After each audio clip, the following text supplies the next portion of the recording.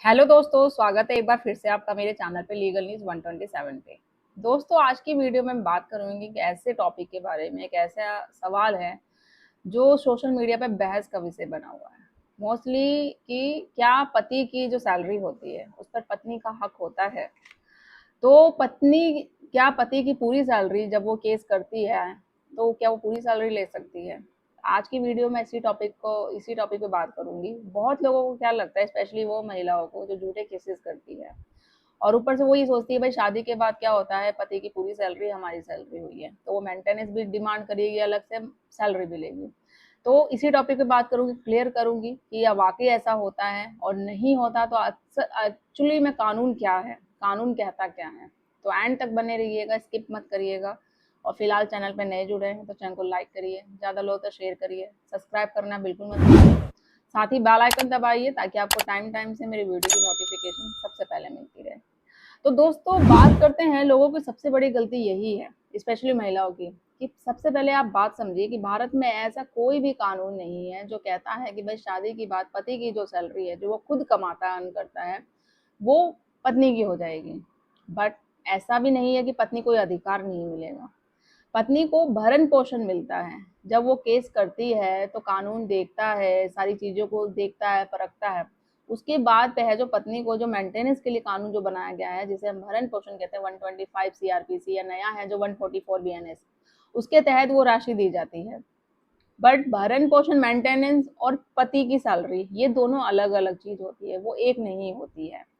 तो शादी का मतलब ये नहीं है कि पति की पूरी कमाई पत्नी को पूरी वो संपत्ति बन जाए और पति दे दे।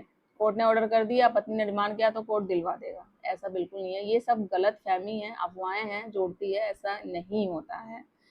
ठीक है, तो कानून पत्नी को सिर्फ मेंटेनेंस मतलब कि भरण पोषण का अधिकार देता है, और वो भी सिचुएशन सारी चीजों को समझ के, जब पत्नी साबित कर देगी कि वो वाकई हकदार है उस चीज की, तो उसको मिला जाएगा। आप समझते हैं पहले कि यहाँ पे देखो, जो भरण पोषण का अधिकार जैसे मैंने बोला पत्नी को दिया जाता है, तो यहाँ पर ज्यादातर लोग क्या हो जाते हैं, भ्रमित हो जाते हैं, क्या कि मेंटेनेंस और देखो सैलरी दोनों अलग अलग चीजें होते हैं। मैं डिटेल्स में आपको समझाती हूँ।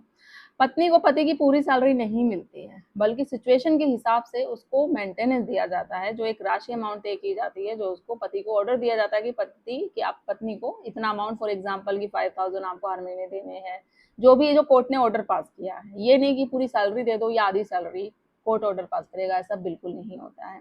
अब मेंटेनेंस क्या होता है, सबसे पहले ये समझिए, जो अभी चैनल पे फिलहाल नए जुड़े हैं या जिनको नहीं पता है।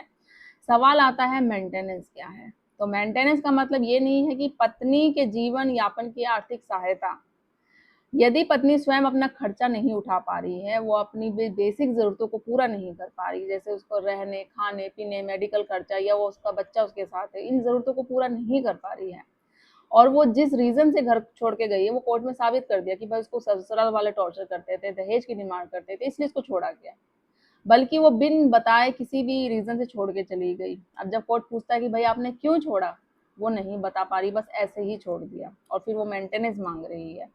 तो ऐसे में मेंटेनेंस देना प्रॉब्लम हो जाएगा। बट एक्चुअल में जब वो साबित कर पाएगी कि हाँ मुझे टॉर्चर किया जाता था, ये है, ये सारी चीजें साबित, क्योंकि कोर्ट है जो फैक्ट और सबूत के आधार पर ही फैसला डिसाइड करता है। ये नहीं कि महिला है, महिला ने बोल दिया तो आंख बंद करके यकीन कर दिया जाएगा और ऑर्डर पास कर दिया जाएगा, ऐसा नहीं होता है।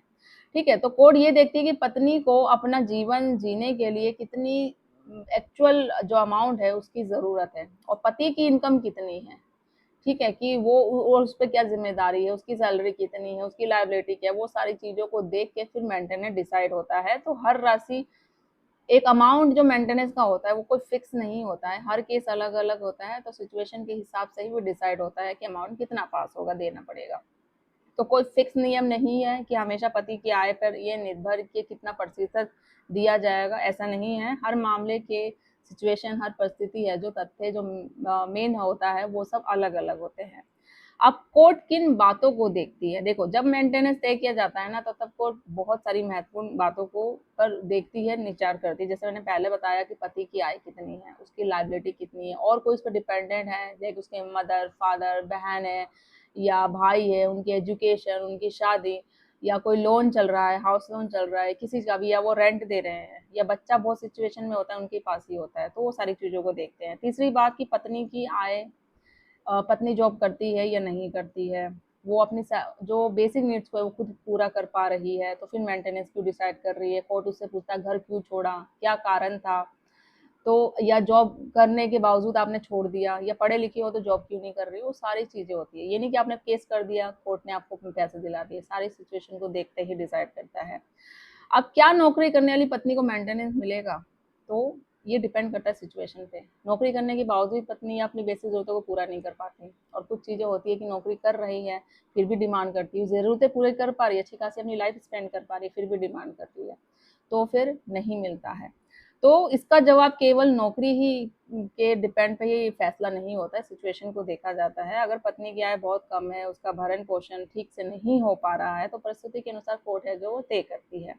लेकिन देखो, सबसे महत्वपूर्ण कानूनी तथ्य क्या है, जरूरी बात, सोशल मीडिया पर अक्सर ये दावा किया जाता है कि पत्नी पति की आधी या पूरी सैलरी ले लेती है, तो ये ऐसा नहीं होता।